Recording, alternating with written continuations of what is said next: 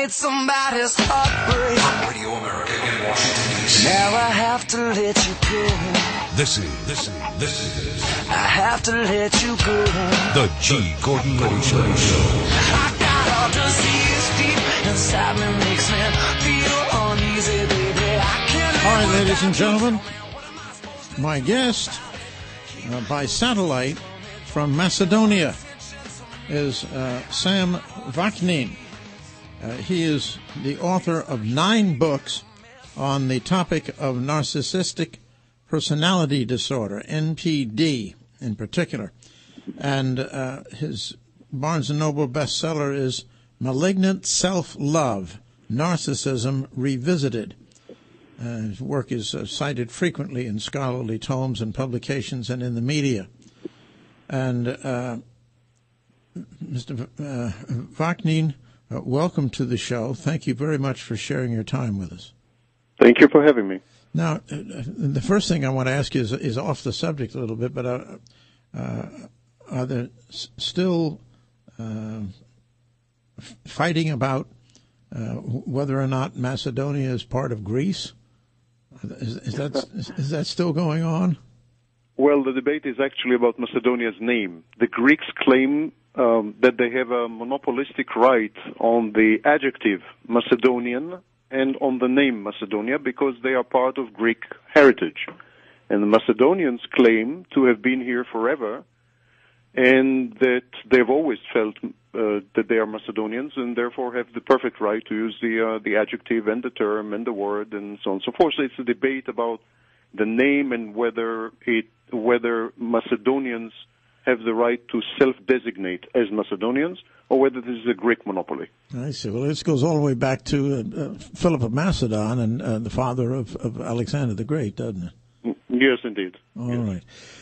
Okay. Now let's discuss narcissism, and you have in your book behavior patterns that you list and what have you. The first person that comes to mind to me to apply these tests to would be the late and unlamented Adolf Hitler. Would his be a narcissistic personality in your view? Well, my view is less important in this case. A much more renowned psychoanalyst by the name of Erich Fromm has diagnosed both Adolf Hitler and Joseph Stalin as narcissists, malignant narcissists. So here we can resort to a much higher authority, scholarly authority. Later on, various discoveries, an OSS profile of Adolf Hitler, files released by Russia after the Soviet Union has collapsed, gave greater insight into the personalities of Joseph Stalin and Adolf Hitler, and they seem to have been confirmed psychopathic narcissists. It's a sort of a subspecies of narcissists. Yeah, well, I don't know whether you have looked at. I know that there's a disclaimer in your work saying, to make diagnoses like this, you really have to, interview the people involved and so on. But given what is known publicly about Barack Obama, what would your assessment be? Well over a year ago, I've published an article titled "Barack Obama, a narcissist or merely narcissistic?" It was based on close to 1,000 hours of video, the interviews conducted by others with his nearest and dearest, with his closest aides, and so on and so forth, and various media reports. So a year ago, I wasn't quite sure what he is, whether he merely has narcissistic traits, which he amply, does, or whether he is a full-fledged narcissist, meaning that he suffers from a narcissistic personality disorder. But that was a year ago.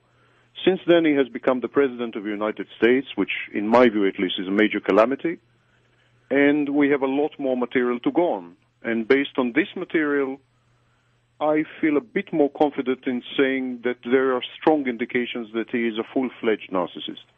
Someone suffering from a pathology of character and a pathology of personality known formally and clinically as Narcissistic Personality Disorder and described at length in the DSM, Diagnostic and Statistical Manual, published by the American Psychiatric Association. Well, Mr. Vaknin, does it extend to psychopathic narcissism? Well, that's difficult to tell because he has been only 200 days in office, and psychopathy takes time to unravel and to reveal itself. The psychopathic tendencies of narcissists usually are reactive. They happen when the narcissist is under emotional stress. They occur or they recur when the narcissist is exposed to disagreement and criticism. The psychopathic element of narcissism is usually reactive. Now, Obama hasn't been under sufficient stress hitherto, and hasn't been criticized by the mainstream media and others. Actually, is a cult figure in many localities, worldwide. So we didn't have a chance to see him in circumstances which usually yield psychopathic behavior. However, narcissistic behaviors are rampant. Anything from opportunistic lying and flip-flopping on positions and ideals, body language, pronoun density, which I would be happy to explain if you ask me to, magical thinking, feeling of immunity, grandiosity, and so on and so forth. There's a whole host of narcissistic traits and behaviors that are clearly there. Well, I would understand pronoun density to be constant self-reference. I this, and I, me. I'm me, myself. Yeah, but tell me about magical thinking, though. Explain that, if you would. Magical thinking is a very primitive psychological defense mechanism. In other words, it's a primitive way of relating to the world, which usually typifies children in early childhood, and has various components. First of all, the setting of unrealistic goals within an unrealistically ambitious agenda. We see that with Barack Obama. Then fantastic claims regarding oneself and one's ability to influence the world. Then the belief that one is immune to the consequences of one's actions. Then imperturbability, sang-froid, the fact that he's always cool, is even under pressure and so on. This, by the way, is a psychopathic trait. So all these elements where the narcissist believes that he's some kind of magician, and that with his thoughts and words he can alter the world to conform to some extremely unrealistic view of his messianic cosmic role on the one hand, and of an agenda which he has. The narcissist believes that merely by thinking about this agenda and by expressing his wishes, the world will have transformed itself. Well, what, Mr. Vaknin, in your view, is the secret of the success of people like this? I mean, after all, in Adolf Hitler, you had someone who ruled over a great empire. In Joseph Stalin, you had someone who ruled over a great empire. In Barack Obama, he has become President of the United States. Some people define that as being the most powerful man in the world. What is the secret that enables these people to achieve that kind of power? Well, the third answer is that the pathologies of these people resonate with the pathologies of the age in which they operate and of their societies. When a society is in an anomic state, in a state of crisis, in a state of disorientation, in a state of dislocation, it could be war, it could be economic crisis. When a society finds itself so broken and lacking in direction, such people rise to power. all the people that you've mentioned have risen to power in times of massive dislocation, massive crisis. The same, to some extent, is true of Barack Obama. He has risen to power in times of crisis. Now, why? But your question is, why would people elect such people to office in times of crisis? Well, simply because people in times of crisis resort to self-delusion and fantasy. One of our main defenses against harsh reality is the world of fantasy. And the narcissist caters to this need of people, this need that people have to dream, to fantasize, escapism, to escape. The narcissist is a master manipulator and a thespian, an actor. And the narcissist gives people the illusion that they seek. People want to be deceived in such situations, and the narcissist is a master deceiver. It doesn't matter to people what is the truth, what is reality. It doesn't matter to them whether the narcissist biography is confabulated or not, and most narcissists have confabulated biographies. It doesn't matter to them whether he means what he says or whether it's just an expediency. All right, Mr. Vaknin, we need to take a quick break for the benefit of our sponsors. If you'll stand by, we'll be right back to you after these words. My guest is Sam Vaknin, the author of Malignant Self-Love, Narcissism Revisited. The has-been high school hero, he's first in line in his own mind and doesn't care about the rest.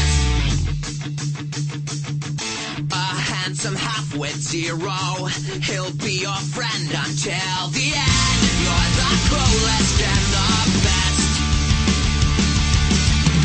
He falls in love with his reflection in the glass. He can't resist staring back. He makes the case. All you've ever needed is a pretty face, but the bottom line about it is I never was. It's all he'll ever be. He can't resist the manipulations of a narcissist. It doesn't matter anyway, 'cause he's a self-fulfilling prophecy of make-believe. And if anybody feels like they don't know me by now, let me try to give you some answers. Who is Barack Obama? Contrary to the rumors that you've heard, I was not born in a manger. I was actually born on Krypton. This is the G. Gordon Liddy Show. The whole world revolves around her like the moon.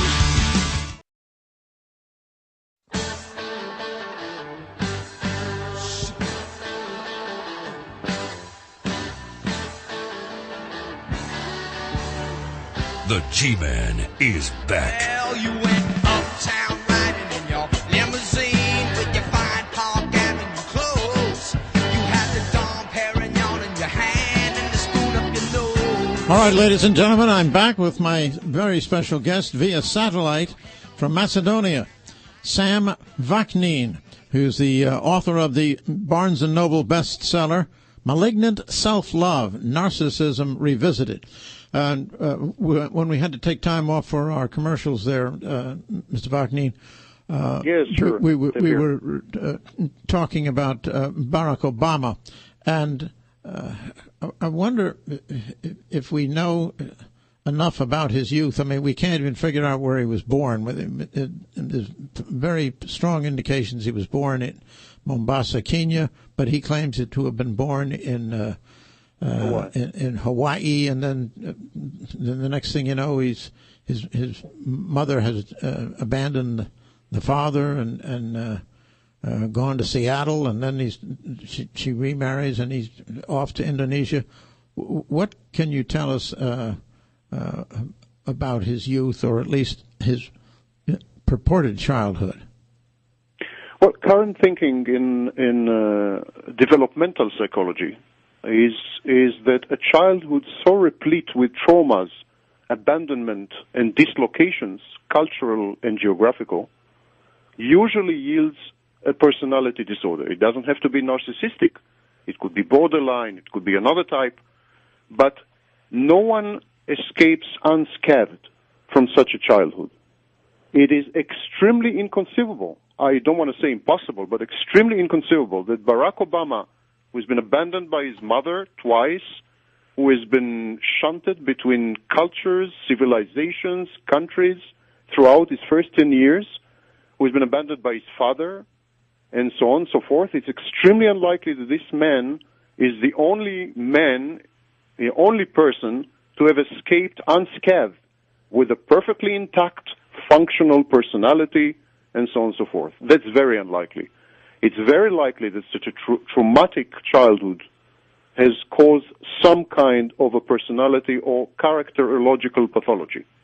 Now, what happens is that a child that undergoes such a harrowing ordeal, a mixed race marriage when this was not very common, Africa, Indonesia, United States, mothers, grandmothers, fathers vanishin, reappearing, dying in accidents. I mean, it sounds like a very bad telenovela.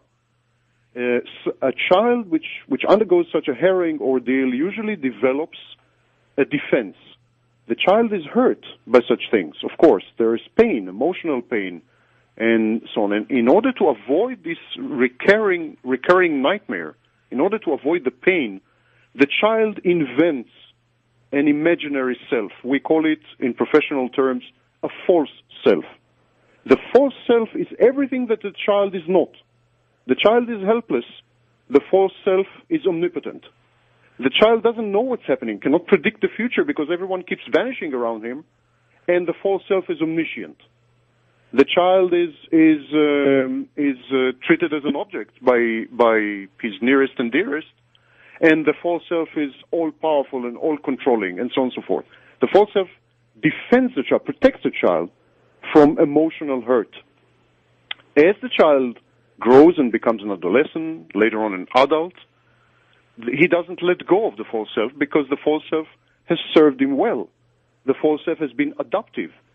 False self helped him to function when otherwise he would have gone mad. So it's very hard to let go of the false self, and gradually there's a process of body snatching. The false self displaces the true self, snatches the body of the narcissist and inhabits it. It's kind of an alien emanation which pervades the narcissist on a cellular level.